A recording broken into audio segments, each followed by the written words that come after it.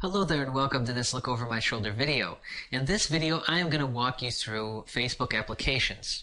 Now this is a completely different area of Facebook. It is a subdomain. So to get there, you're going to go to developers.facebook.com. Okay, now what I'm going to cover exactly is I'm going to talk about iframe applications or tab applications that would be for use within your fan pages to get those cool custom designs and cool custom functionality that you often see. And then the second part I'm going to cover is we're going to touch on canvas applications a little bit. Okay, from here I will dive in and actually show you some of the iframe applications that are available for free on the market and how to use those as well. But we're going to start with the basics first. So here we are. Again, we are at developers.facebook.com. And to get to creating a new app, first you got to click on apps up here, top right corner. I'm going to have all this stuff off to the right blurred out. And what we're going to click on is we're going to click on create new application. Now this is constantly changing. And as I mentioned all the time, is Facebook is always making things easier. So if you happen to come here and this button is in a different place or you walk through a different process than what you're seeing what's about to come in the next few minutes, that's okay because chances are it will be even easier than what you're seeing in this video. So just use this as a guideline more than a Bible to go by. Alright, so clicking on create new app. The application name, let's just call it maybe FB. Let's stick with the FB Traffic Genius thing we got going on. Agree to the terms. If you want to change your language, you can do so there. And then continue. Everything within the creation will all be pop-up windows, which I think is cool because you're not going into different pages and it just used to be so different. So next is the security code. Let's go ahead and type that in. Submit. And you see here it tells you it contains a disallowed thing because it doesn't like FB. Let's see if something like that works. Maybe. We'll just try a few things here with you. That's pretty good that that happened because they're always tightening down on what they allow. So you get to kind of see us troubleshoot this. No, they don't like that either. Yeah, FB policies to prohibit FB trademark or Facebook trademarks as well as that confusingly similar to Facebook trademark. Okay, so I wonder what it would do if we typed in Facebook. It should be pretty obvious they'll reject it, but let's see here.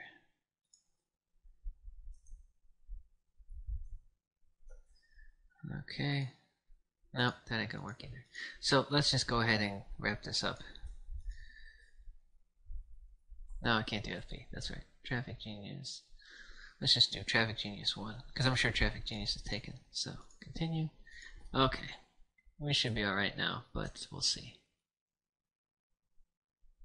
DR. Submit. Let's hope, huh? Cross your fingers.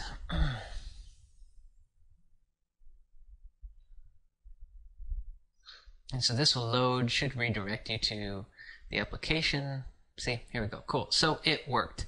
So that's cool. You're going to see here, everything you need is in this one page. It just, you got to understand, it used to be so much harder. If you've got any experience with Facebook apps, you'd probably love this as much as I do.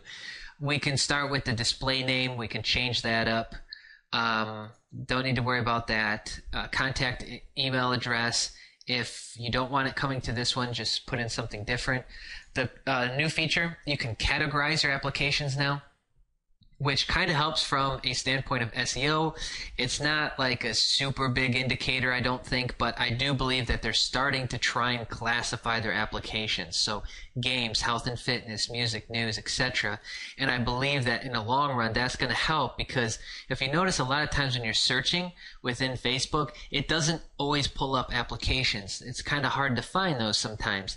And I think this is their way of trying to get that in there and make that easier. Okay, it's your lucky day. They've got another new feature added, and what it is cloud services. And what it is they're going to offer you to host the application.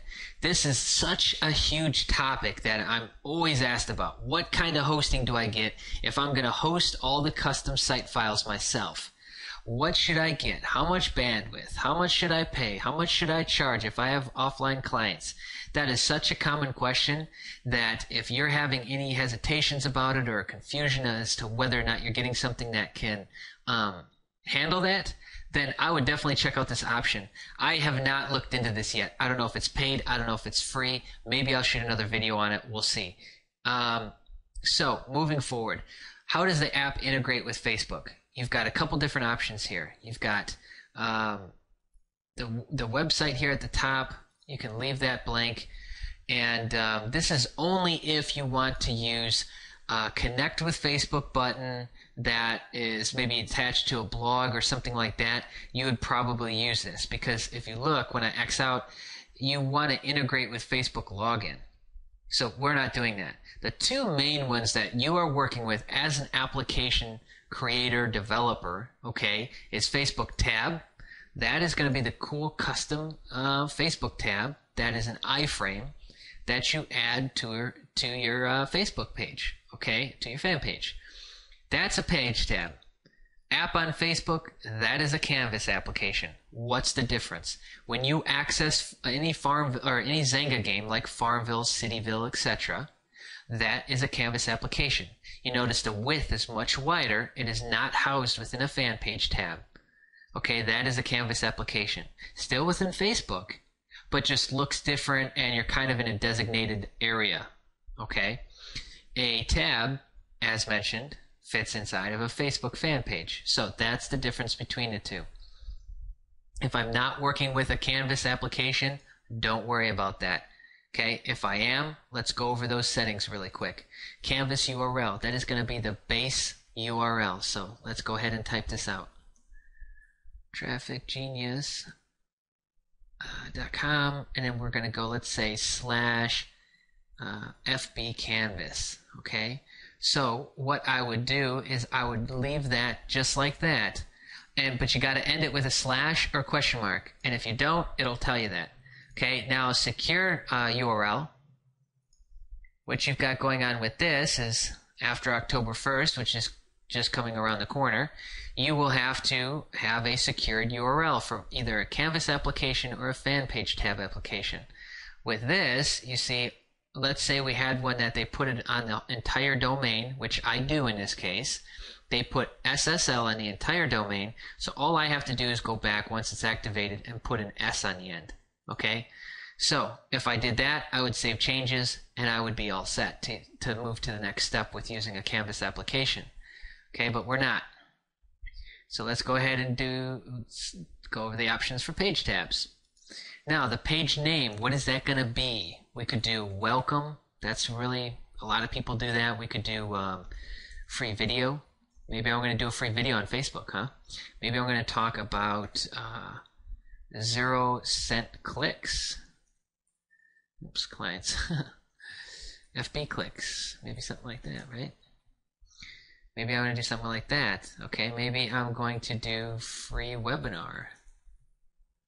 Okay, maybe I'm going to do training. You know, anything really. Let's stick with welcome here. Now let's go to the next one, the page tab URL. The cool thing about this is that within your server, when you're uploading these files, chances are, if you're hosting them yourself, you're going to have .html files or .php files. When you create the new folder, you're creating that folder on your server just for pure organization's sake. Okay, so this is the folder that the files are in, but with this, it needs the specifics, and it tells you right here. Okay, it needs the specifics. Content is pulled from base URL to load when user visits your page. But what I always do is, even though it says that, I always go as far as putting in whatever the index page is. .html, yep. What am I doing? There we go. That looks better. So what it will naturally do is, if I didn't put this in there, it will pick it up anyways. But if I had it named something different, like start here or page 1, it would not pull it up. And it would pull up a white page. So I always actually complete the entire URL. That's up to you. It all depends on how you've named it and what else I just brought up a second ago. So let's grab this now. And let's say I again activated HTTPS or SSL, and I could do that same thing, or I could leave it at base URL, end it with a slash. If you have a editing page, you could add that in there and then save changes. Okay, changes saved. Takes several minutes to propagate. The main things that you're going to operate off of after you've created this to maybe plug in any kind of details is going to be the application ID and then the application secret right here. Those are kind of like your connection points to the application. So when you're working with a lot of third-party apps and things like that, these are the things that you're going to need. Okay. Furthermore, if you want to change this ugly icon, which, let me see here. Okay, on this page, you see it's this bracket piece right here. That's the icon. So do you really want it to be this? If you've got a cool icon, click on Edit Icon. Upload your icon and swap that out. You want to put a new, this is technically your application logo. You could swap that out and do something. It all depends on what you're using this for. If people are finding it, then they'll see something more professional than, let's say, being completely blank. Okay, and that wraps this video up. That's, you know, the ins and outs of application setting with what they currently offer within Facebook. I'm sure this will change at some point. If you come and watch this video and it's different, well, the good thing is that all the components will be the same. It's just how it looks will be a little different.